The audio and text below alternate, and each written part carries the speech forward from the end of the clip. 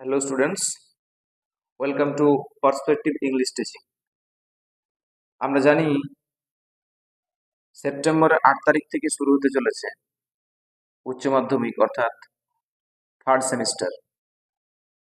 তাই খুব প্রয়োজনীয় একটা practice set all Bengal teachers association ABTA test paper বাজারে ইতিমধ্যে চলে এসেছে।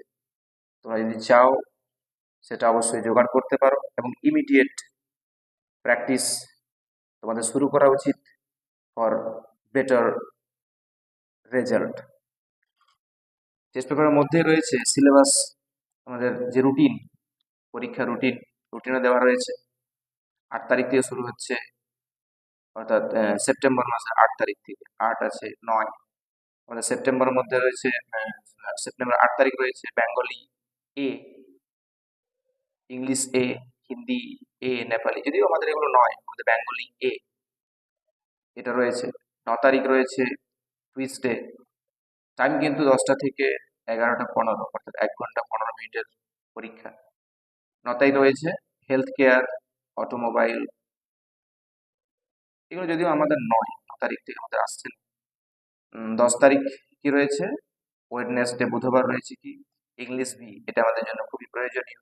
ইংলিশ বি আমাদের যেটা পার্ট, ইংরেজি খুব প্রয়োজনীয়।